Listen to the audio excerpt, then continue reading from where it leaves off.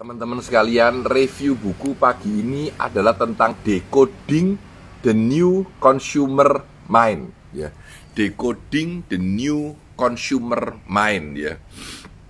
Buku ini di 2014 ya. Juli 2014. Saya merasa buku ini bagus banget. Pada saat itu saya pakai sangat banyak untuk mempelajari the Y generation. Jadi ini buku tentang sales yang cukup dalam, ya. Jadi kalau Anda lihat sekelebet gitu bukunya, saya coret-coret dari ujung sampai ujung, ya. Ya sudah mau saya review beberapa kali, tapi saya bingung ini karena isinya padat banget. Lalu kalau nge-reviewnya jadi bingung, jadi akan panjang banget. Tapi tadi saya putuskan untuk memilih beberapa poin penting saja.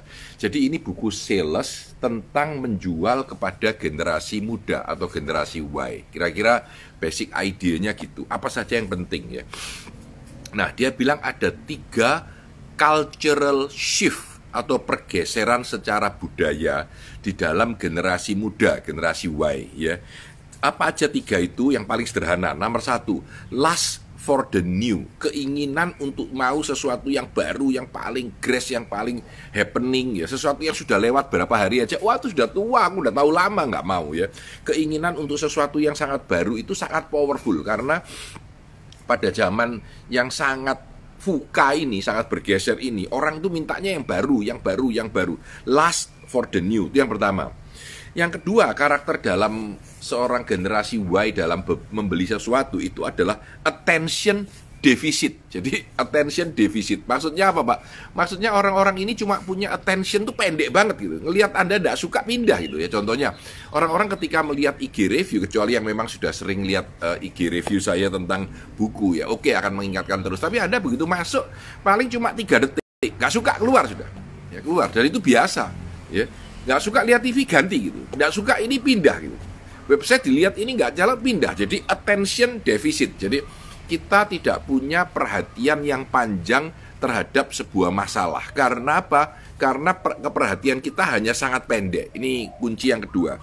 Kunci yang ketiga, strong emotional drivers. Jadi emotional driver, keinginan emosinya itu tinggi banget, ya. Jadi orang ini punya deep involvement. Jadi kalau suka sesuatu ini, generasi baru ini akan very deep, ya. Suka ini sesuatu yang banget gitu, dia akan mulai masuk, emosinya dalam banget. Sehingga sekarang iklan-iklan pun yang dibuat itu selalu melibatkan banyak sekali strong emotional driver, ya. Harus mengikuti banyaknya strong emotional driver. Nah, kalau dilihat di dalam dunia baru ini ada kalimat yang menarik. Jamie, dia nulis gini, I found my job, my apartment, and my boyfriend online. Nah, ini menunjukkan bahwa kehidupan zaman sekarang orang itu sudah super online. Pacarnya online, kehidupannya online, kebiasaannya online, ya. Jadi ini sudah merupakan sebuah pergeseran yang sangat dalam sekali, ya. Dia bilang cara kita bermain dengan teknologi yang terus-terusan ini merubah 5 hal dalam kehidupan kita gitu. Jadi ini buku ini bilang ada 5. Yang pertama, innovation optimism. Jadi semua orang lebih optimis dengan keadaan inovasi yang ada. Orang sekarang percaya ada Gojek, percaya ada Grab. Dulu orang merasa, wah itu bakar-bakar uang. Sekarang masih jalan gitu, ya. Hai, good morning semuanya teman-teman. Ya, kelihatan Pak Mul, Lois, Andi, Roni. Hai semuanya, ya. Jadi innovation optimism itu yang pertama. Jadi kita itu teroptimisasi dengan adanya inovasi, baik dengan Uber, dengan Grab, dengan segala macam. Itu yang pertama. Yang kedua, consumer empowerment. Maksudnya apa? Consumer ini sekarang semakin empower, jadi semakin punya power, ya. Consumer ini jadi sangat berharga, sangat suaranya sangat didengar. Kalau dulu ada komplain nggak ada yang tahu, sekarang begitu ada komplain di internet, mau nggak mau perusahaan itu harus melayani Anda dengan cepat dan baik, yaitu consumer empowerment. Yang ketiga, faster way of thinking. Semakin lama semakin cepat, semua itu mikirnya harus cepat, nggak nuntuti gitu, ya. Ada kesempatan, ambil jalan. Ada kesempatan, oke, beli. Kalau enggak, ya sudah dibuang. Itu bagaimana faster way of thinking. Nomor 4, symbol of power. Ini menarik ini. Symbol of power ini cukup unik, ya, menurut kacamata saya. Jadi melihatnya itu bahwa semua orang itu sekarang, cari dulu, ya. Nah, ya. Jadi orang itu suka mempost sesuatu yang merupakan simbol power. Simbol power itu bahwa simbol-simbol kecil ya, itu kayak like, itu jadi powerful banget gitu ya. Misalkan contohnya, lalu ada gambar-gambar sederhana, foto yang meme ya, itu semua jadi powerful banget dan menjadi bagian dari kehidupan kita di dalam dunia digital terutama. Dan yang terakhir, nomor 5 adalah new ways of connecting. Cara kita berkoneksi dengan orang itu sudah berubah total. Kenapa berubah total?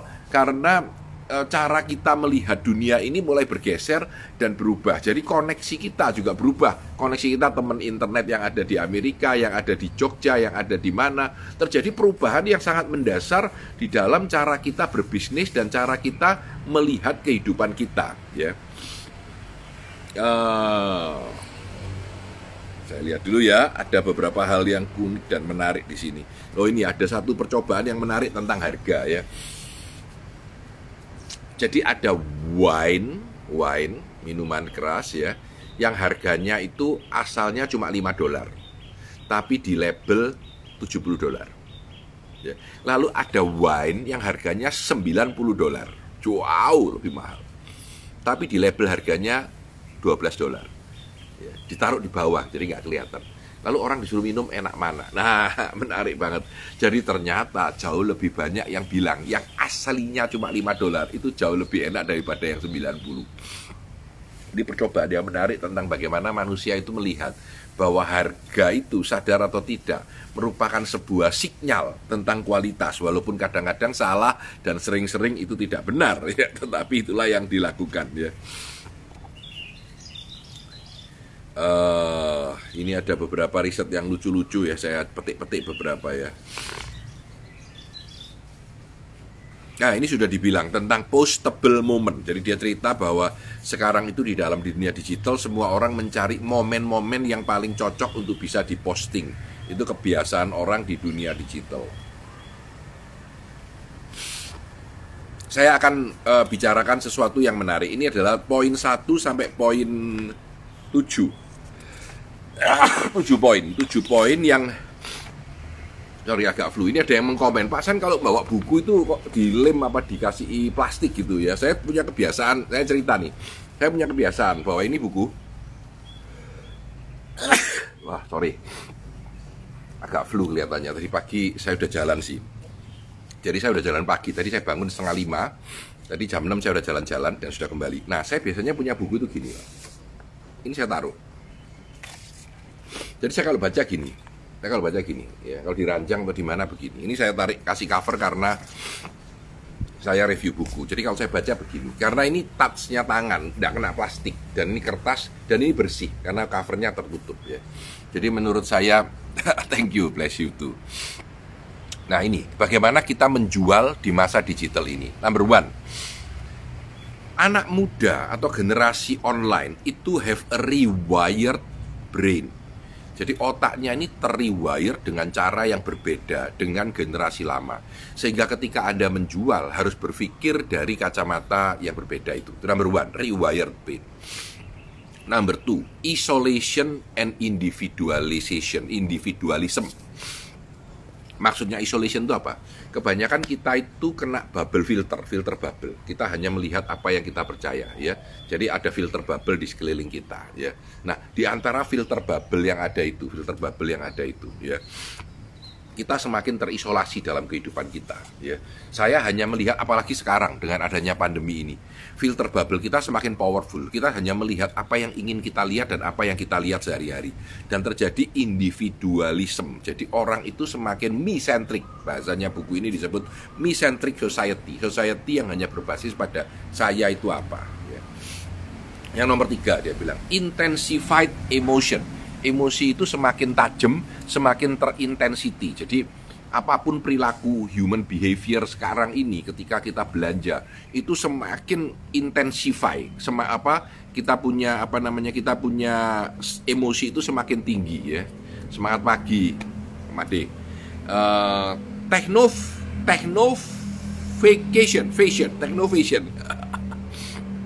Technovacation ini maksudnya semakin teknologi, semakin internet, semakin cara jualannya pun semakin bagus, semakin dunianya ini semakin digital ya.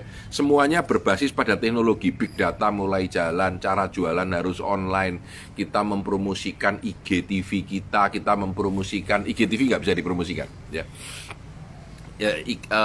Post bisa, jadi story bisa dipromosikan dengan berbayar ya, semuanya sudah berjalan dengan teknologi. Jadi shifting of marketing dari yang old school menjadi new school ini lagi bergeser dengan sangat drastis ya.